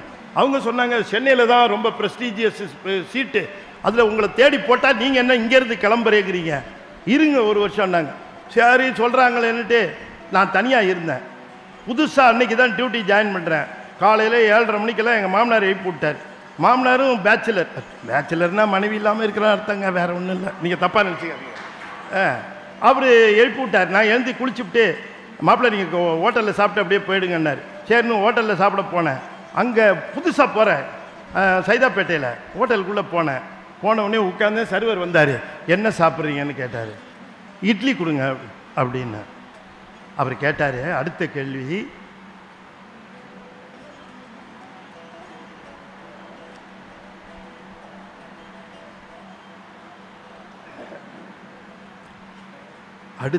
ஒரு கேள்வி கேட்டாரு பாருங்க. உங்களுக்கு இட்லி சாம்பார் வேணுமா, சாம்பார் இட்லி வேணுமான்னு கேட்டார். திகைச்சிட்டேன். என்னடா ரெண்டுக்கு வித்தியாசம்? இட்லி சாம்பார், சாம்பார் இட்லின்னு வார்த்தையை மாற்றி போகிறது வித்தியாசமா? மிரண்டு போனேன். எதுக்கு ஜாக்கிரதையா இருக்கலாம் அப்படின்னுட்டு இட்லி சாம்பார் கொடுங்கன்னு. சரி, அவர் போய் ஒரு பிளேட்டில் 2 இட்லி வச்சு சாம்பாரை ஒரு கப்பில் வச்சு கொண்டு வந்து வச்சார். ஆபத்து நீங்கியதுன்னு நினச்சி அதை போட்டு சாப்பிட்டுட்டு இருந்தா எய்த்தாப்பில் ஒருத்தர் வந்து உட்கார்ந்தார். அவர்கிட்ட வந்து சர்வர் கேட்டார், என்ன வேணும்னார். சாம்பார் இட்லி கொடுன்னார். அவர் ரெண்டுக்கு என்ன வித்தியாசம் கண்டுபிடிச்சிடணும் அப்படின்னுட்டு இட்லி சாப்பிட்றத கூட நிறுத்திவிட்டு ரொம்ப கவனமாக பார்த்துக்கிட்டே இருந்தார். அங்கேருந்து அவர் ஒரு பெரிய பவுல் எடுத்துட்டு வந்தார். இப்படி அதில் சாம்பார் குளம் இருந்தது. இட்லியை காணோம். நானும் எக்கி பார்த்தேன். அவன் சாப்பிட்றவன் பயந்துட்டான். இவன் இட்லியை விட்டு நம்ம இட்லிக்கு தாவிடுவான் போல இருக்க அப்படின்னுட்டு கொண்டு வந்து வச்சாரு. பார்த்தா இட்லி சாம்பாருக்குள்ள முழுகி போய் சாம்பார் தான் தெரியுதே தவிர இட்லி கிடைக்கல. அப்பதான் எனக்கு அர்த்தம் புரிஞ்சுது.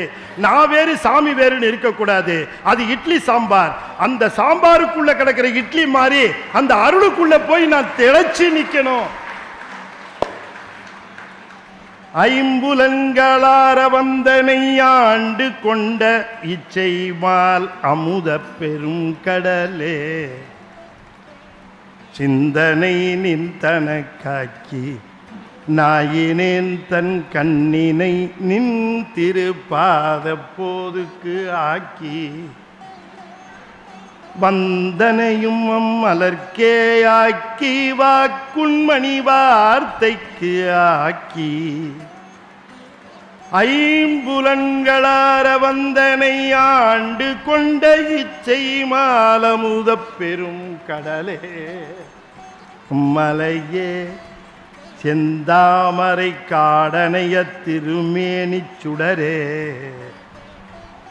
இரண்டுமிலி அணிய நேர்க்கே தந்ததனை.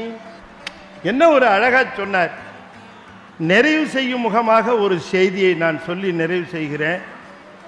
மணிவாசகர் போய் நின்று வழிபாடு எப்படி செய்யணும்னு சொன்னார். என்ன கேட்டார்? அது முக்கியம் இல்லையா?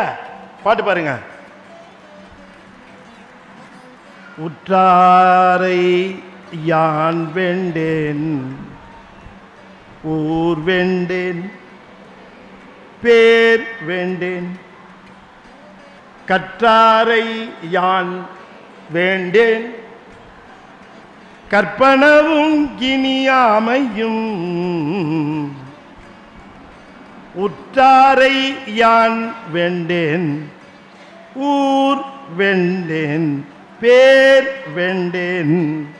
ஊரு வேணா, பேரு வேணா. எனக்கு அதனால என்ன சந்தேகம்னா, ஊரு வேணாங்கிறாரு, பேரு வேணாங்கிறாரு. அவர் போய் வாத ஊருன்னு பேர் வச்சிருப்பாரா? எனக்கு ஊரு வேணா, பேரு வேணாங்கிறாரு. ஊர் வேண்டேன், பேர் வேண்டேன். எனக்கு இதெல்லாம் வேணாம்ப்பா. எனக்கு உற்றார் வேணாம், ஊர் வேணாம், பேர் வேணாம், எதுவும் வேணாம். ஒன்னே ஒண்ணுதான் வேணும். ஒன்னே ஒண்ணுதான் வேணும். அவர் என்ன வேணும்னு கேட்கிறாரு நம்ம தெரிஞ்சுக்கிட்டு அதுதானே நம்மளும் கேட்கணும். அதுக்கு தானே திருவாசகம். ஒன்னே ஒண்ணு கொடுன்னு கேட்கிறாருங்க. உற்றாரை யான் வேண்டேன், ஊர் வேண்டேன், பேரு வேண்டேன், கற்றாரை யான் வேண்டேன். படிச்சவங்களை வேண்டான்னு சொன்னதுக்கு என்ன காரணம்னா, படிச்சுட்டு படிச்சதோடு நின்று பிரயோஜனம் இல்லை, பயிற்சிக்கு கொண்டு வரணும். பயிற்சிக்கு கொண்டு வராத படிப்பு என்னங்க பிரயோஜனம்? நிறைய படிச்சிருந்து என்ன பிரயோஜனம்? கார் டிரைவருக்கு ஒருத்தர் வேலைக்கு வந்தாரு. ஒருத்தர் கூப்பிட்டார், சார் வணக்கம் சார். என்னன்னாரு, டிரைவர் வேணும்னு கேட்டீங்களாமே, வந்திருக்கேன்னாரு. காரை பற்றி தெரியுமாப்பா? நல்லா தெரியும் சார். அக்கு வேற ஆணி வேற தெரியும். ஆக்சிலேட்டர் எங்கே இருக்குது, பிரேக் எங்கே இருக்குது, ஸ்டீரிங் எங்கே இருக்குது, கிளச்சு எங்கே இருக்குது, முன்னால் என்ன இருக்குது, பின்னால் அக்கு வேற ஆணி வேற எல்லாத்தையும் படித்து வச்சிருக்கேன் சார் கம்ப்ளீட்டா. அப்படியா? சரி, எத்தனை வருஷம் அனுபவம்? இப்போ கார் கொடுத்தீங்கன்னா ஏறுனா இன்னையிலேருந்து தான் ஆரம்பம். இவனை நம்பி ஏற முடியுமா உள்ளார? அப்போ படித்து என்னங்க பிரயோஜனம்? நீங்கள் சொல்லுங்க பார்க்கலாம். அந்த டிரைவர் வேலைக்கு சேர்த்துக்க முடியுமா? முடியாதே.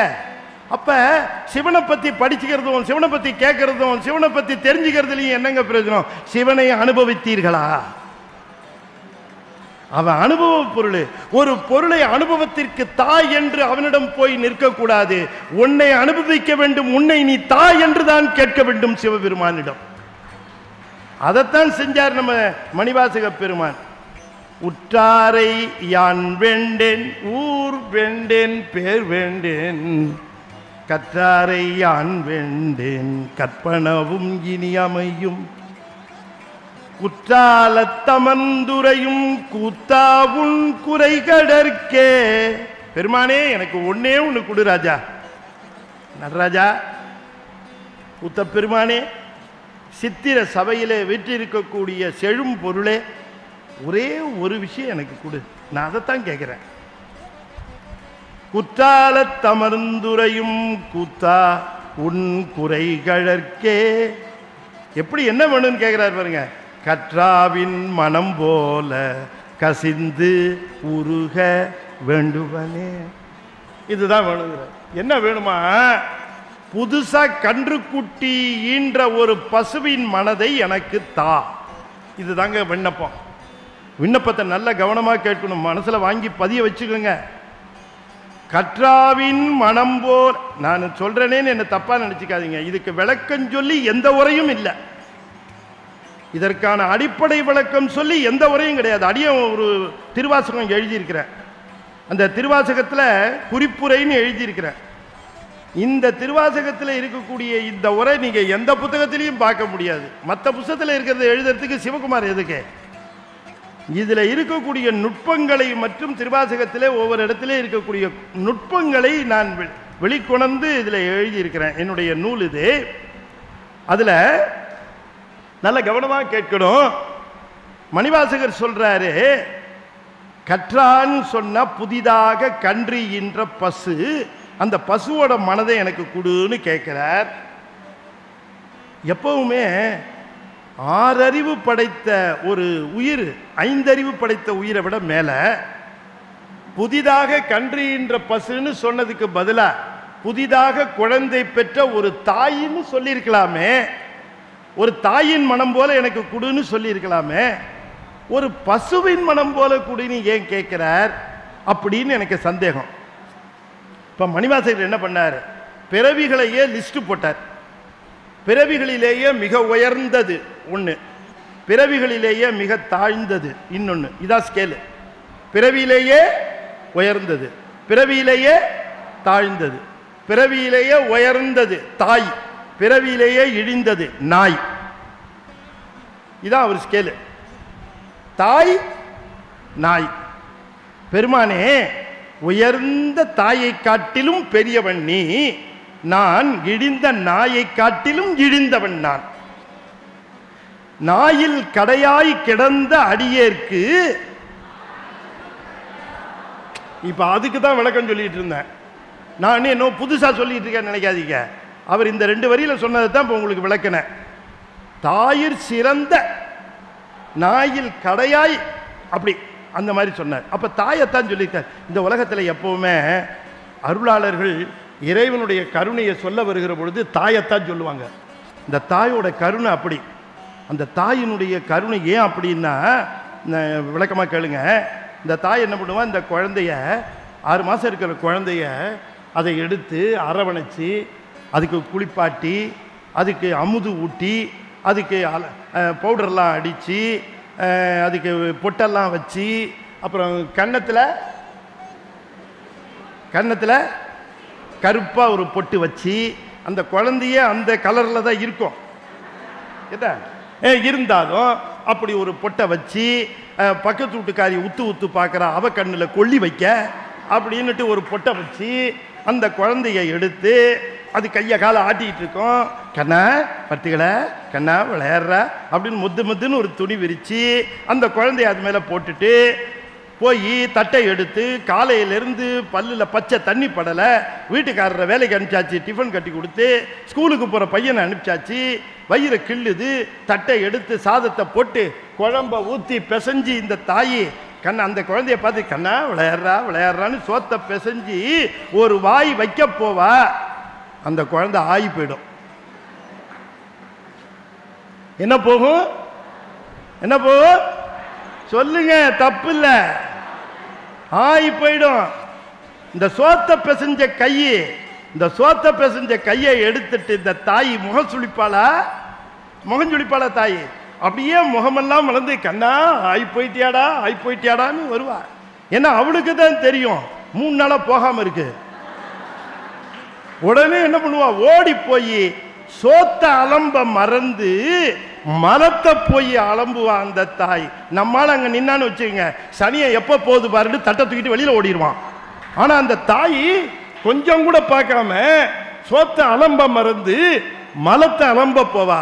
ஒரு பிறவியில ஒரு உயிரினுடைய ஒரு மலத்தை அலம்புகிற தாயே பெரியவள்னா, ஒவ்வொரு பிறவியிலும் ஒவ்வொரு உயிரினுடைய 3 மலத்தை கழுவுகிறானே சிவபெருமான், அவன் தாயை காட்டிலும் பெரியவன்.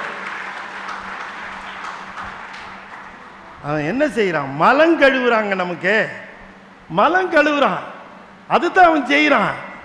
அதனால சொன்னார், தாயின் மும்மலம் மாற்றி தயா என்னும் தோயமதாய் எழும் சூரிய நாம என்னாரு திருமூலர். 3 மலம் மாற்றாண்டாவன். அதனால தாயினும். அப்ப பால் நினைந்தூட்டும் தாயினும் சால பரிந்து. அப்ப எனக்கு என்ன தோணுச்சுன்னா, ஒரு மனசை கொடுன்னு கேட்கிறாரு. நீண்ட நாள் குழந்தை இல்லாமல் குழந்தை பெற்றெடுத்த ஒரு தாயின் மனம் போல எனக்கு கொடுன்னு கேட்டிருக்கலாம். ஆனா புதிதாக கன்றுக்குட்டி ஈன்ற பசுவின் மனம் போல கொடுன்னு கேட்கிறாரு. ஏன் அப்படி எழுதினார் அப்படின்னு எனக்கு ஒரு யோசனை. இதுல ஒரே ஒரு விஷயம் இன்னொன்னு சொல்றேன், மனசுல வாங்கிக்கங்க. தெய்வ சேக்கிழார் பெரிய புராணம் எழுதுகிற பொழுது அதுல திண்ணனாரை பத்தி எழுத வர்றார். திண்ணனார் படிமேல ஏறி குடுமி தேவரை பார்த்துட்டார். பார்த்த உடனே ஓடி போய் ஆற தழுவுகிறார், கண்ணீர் பெருக்குகிறார். சாமியை பார்த்த உடனே கண்ணப்பர் கேட்கிற முதல் கேள்வி என்ன தெரியுங்களா? முதல் கேள்வி என்ன கேட்டாரு? சாமி நீங்க தனியாவா இருக்கிறேன்னு கேட்கிறார். நீங்க தனியாவா இருக்கிற, விலங்குகள்லாம் இருக்கிற இடமாச்சே. என்னைக்காவது சாமியை பார்த்து நம்ம அப்படி கேட்டிருக்கோமா? சாமி தனியாக தான் இருப்பாருன்னு 2 கதவையும் இழுத்து பூட்டி உள்ளுக்குள்ள வச்சுட்டு தானே வரோம். அவர் கேட்கிறார், சாமி நீ தனியா இருக்கியான்னு கேட்டார். அடுத்த கேள்வி ஒன்று கேட்டார் பாருங்க, அதான் ஸ்டன்னிங் கொஸ்டின். அடுத்த கேள்வி கேட்டாரு, சாமி நீ சாப்பிட்டியான்னு கேட்டாரு. என்ன கேட்டாரு? என்னைக்காவது கேட்டிருக்கோமாங்க சாமிய? நமக்கு நல்லா தெரியும் சாமி சாப்பிடாதுன்னு. இல்லாட்டி அவ்வளவு தைரியமா இலைய போட்டு அத்தனை விஷயத்த அங்க வைப்போம். நல்ல காரியத்துக்கு எடுத்துக்க போங்க. சாமி மட்டும் ஒன்னொன்னா எடுக்க ஆரம்பிச்சாருன்னு வச்சுங்க, அது சரி அப்படின்னுட்டு சாமி ஒன்றும் சாப்பிடும். ஆனா அவர் கேட்கிறாரு அப்பாவித்தனமா, சாமி நீ சாப்பிட்டு உனக்கு சாப்பிட்றதுக்கு கொண்டாருன்னு கிளம்புறாரு. கிளம்புற நேரத்தில் பிரிய மனசுல போதுவார், நோக்குவார், மீளப்போவார், ஆற தழுவுவார், உச்சி மோந்தார், கண்ணீர் பெருக்குகிறார். இப்ப ஏதாவது சாப்பிட்றதுக்கு கொண்டாடணுமே, மனசு கேட்காம திரும்ப மீண்டு போவார். இப்ப அவருக்கு ஒரு உதாரணம் சொல்லணும், அவருக்கு ஒரு உதாரணம் சொல்லணும், அவர் அன்புக்கு ஒரு உதாரணம் சொல்லணும். தெய்வ சேக்கிழார் யோசிக்கிறார், என்ன உதாரணம் சொல்லலாம்? அன்புக்கு உதாரணம் சொல்லணும்னா அது திருவாசகத்துல தான் இருக்கும். தெய்வ சேக்கிழார் முடிவு பண்றார், திருவாசகத்தை புரட்டுறார், திருப்புலம்பலுக்கு வருகிறார், இந்த பகுதியை பார்க்கிறார். இந்த பகுதியில் மணிவாசகர் என்ன எழுதினாரோ அதை அப்படியே எடுத்து சொல்லுகிறார். திண்ணனார் எப்படி இருந்தார் தெரியுமா? கன்று அகல் புனிற்று ஆப்போல்வார். கன்று குட்டியை வீட்டு நீங்குகிற பசு போல இருந்தார். யாரு கண்ணுக்குட்டி? என்னங்க கண்ணுக்குட்டி? யாரு? சிவபெருமான். தாய்ப்பசு யாரு? மாணிக்க வாசகர். எப்படி இருக்குது? இந்த உதாரணத்தை எடுத்து இங்க குடுமி தேவர் தான் கண்ணுக்குட்டி, கண்ணப்ப தேவர் தான் பசு. உதாரணத்தை தலைகீழா மாத்திருக்காரு பாருங்க. அந்த கன்று குட்டியை விட்டு நீங்குகிற பசு போல இருந்தாருன்னு. ஏங்க அந்த உதாரணத்தை வச்ச? அதை சொன்னா நிறைவாயிடும்.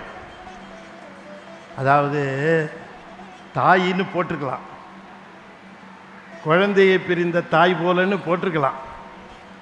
ஆனா அதை போடாம மணிவாசகரே கண்ணுக்குட்டியை பிரிஞ்ச தாய்ப்பசுன்னாரு.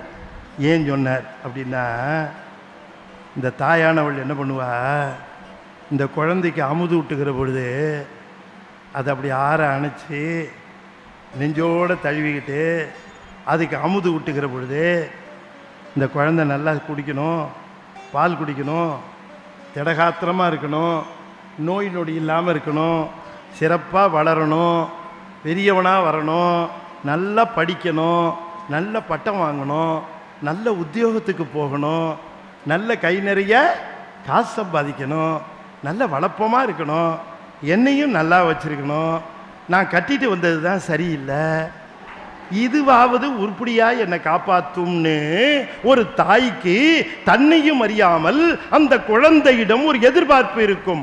ஆனால் தாய்ப்பசு கன்றுக்குட்டிக்கு பால் தருகிற பொழுது இந்த கன்றுக்குட்டி வளரும், நாளைக்கு எனக்கு கொட்டில் கட்டி தரும், என்னை காப்பாற்றும் என்று எந்த பசுவும் கன்றுக்குட்டியிடம் எதிர்பாராது. அதுபோல நானும் சிவபெருமானே உன்னிடம் எதையும் எதிர்பார்க்காமல் அன்பு செலுத்த வேண்டும், அப்படிப்பட்ட மனசை எனக்கு தா என்று கேட்கிறார் மணிவாசகர். அப்படி போய் நின்னேன்னா நீ அவர்கிட்ட எதையும் கேட்காத, நீ எதையும் கேட்காத, எல்லாம் கொடுக்கிறவன் தானடா அவன், கொடுக்காதவங்கிட்ட போய் கேட்டு கேட்டு வாங்கலாம். நீ கேட்காமையே அவ்வளோத்தையும் கொடுத்துருக்கிறானே, எவ்வளவு கொடுத்துருக்கிறான், அவன் என்ன கொடுத்துருக்கிறான் எப்ப தெரியும் தெரியுமா? சேக்கிழார் சொல்லுகிறார், எல்லாம் தான் வைத்து வாங்க வல்லான். அவன் என்ன கொடுத்துருக்கிறாங்கிறது எப்ப தெரியும் தெரியுமா? திரும்ப வாங்கிக்கும் போது தான் தெரியும். அடாடா இத்தனை நாள் இது நம்ம கிட்ட இருந்துதான். நண்பர் ஒருத்தர் திடீர்னு மயக்கம் போட்டாரு, திடீர்னு டாக்டர்கிட்ட காட்டலான்னு கூட்டிட்டு போனோம். டாக்டர் சொன்னாரு திடீர்னு மயக்கம் போட்டிருக்காரு, நீங்க எதுக்கு சுகர் டெஸ்ட் பண்ணிட்டு எடுத்துட்டு வாங்கினார். பிளட் சுகர் செக் பண்ணிட்டு ரிப்போர்ட்டை எடுத்துக்கிட்டு கூட்டிட்டு போனோம். டாக்டர் ரிப்போர்ட்டை பார்த்தாரு, ஆடினாரு. நண்பர் பயந்துட்டாரு, என்னன்னு, என்னையா 390 இருக்கு, என்னையா 390. நண்பர் பயந்துட்டாரு, எங்க நான் அரிசி சோறு சாப்பிட முடியாதான்னார். யார் சொன்னது? பார்க்கவே கூடாதுன்னாரு. சாப்பிட்றது அப்புறம் இல்ல, தொடாதேன்ட்டாரு. அன்னையிலிருந்து இவருக்கு டைனிங் டேபிள்ல என்ன வருதுன்னா கம்பு, கேவுரு, கூழு எல்லாம் வருது. டைனிங் டேபிள் உட்காந்துருக்கவங்கள நல்ல அரிசி சோறு சாப்பிட்றாங்க. அதை இல்லை அவர் சம்பாத்தியம் தான், அதை சாப்பிட்டுட்டு இருக்காங்க. இவர் இதை சாப்பிட்டுக்கிட்டு ஐயோ இந்த சாமி என் சோத்தை பிடிக்கிட்டானே, இந்த சாமி என் சோத்தை பிடிக்கிட்டானே. இந்த சோத்தை சாப்பிட்டுக்கிட்டு இருந்த நாளில் ஒரு நாள் கூட இந்த சாமி சோறு கொடுத்துருக்கிறானே, இந்த சாமி சோறு கொடுத்துருக்கிறானேன்னு ஒரு நாள் கூட நினைச்சு பார்க்கல. சோத்தை புடுங்கினவன ஒவ்வொரு நாளும் நினைக்கிறார். எல்லா விதமான வளங்களும் தந்திருக்கிற சிவபெருமான் நமக்கு கொடுத்திருக்கிறதை எல்லாம் சிறப்பாக நாம நினைந்து பார்த்து அந்த சிறப்பை உணர்ந்து, இந்த சிறப்பை நாம் இறைவன் நமக்கு தந்திருக்கிற அத்தனையும் உணர்ந்து, மணிவாசக பெருமான் சிவபெருமானை தேடி போனாரா? அதுல ஒன்று சொல்லுவார், ஈர்த்தென்னை ஆட்கொண்ட எந்தை. எது எதை ஈர்க்கும்? இதுக்கு நான் பதில் சொல்ல மாட்டேன், நீங்க உங்க பதிலை வச்சுதான் நான் எல்லாம் சொல்ல போறேன். காந்தம் ஈர்க்கும். இங்க ஈர்த்து எண்ணெய் ஆட்கொண்ட எந்தை பெருமான்னு சொல்றாரு. இதுல யாரு காந்தம், யாரு இரும்பு? பெருமான் காந்தம், மணிவாசகர் இரும்பு. சரி, மாத்திக்க மாட்டீங்கல்ல? யாரு காந்தம்? சிவபெருமான். யார் இரும்பு? மணிவாசகர். சரி, இப்ப காந்த இரும்பை இழுக்கும் போது எது அசையும் எது அசையாது?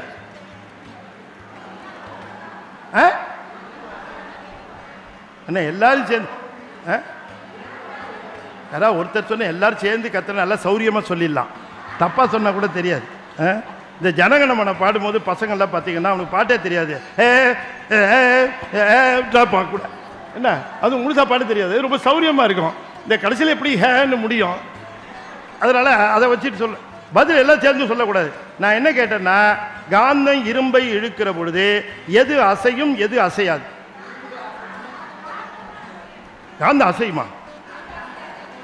காந்தம் அசையாது, இரும்பு அசையும். அப்ப காந்தம் இரும்பை இழுக்கும் பொழுது காந்தம் அப்படியே இருக்கும், இரும்பு அசையும். இங்க காந்தம் யாருன்னு சொன்னீங்க? சிவபெருமான். இரும்பு யாருன்னு சொன்னீங்க?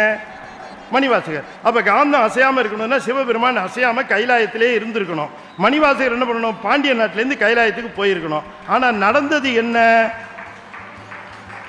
காந்தம் தான் இரும்பை நோக்கி வந்து உலகிலேயே முதலாக இரும்பு காந்தத்தை இழுத்தது.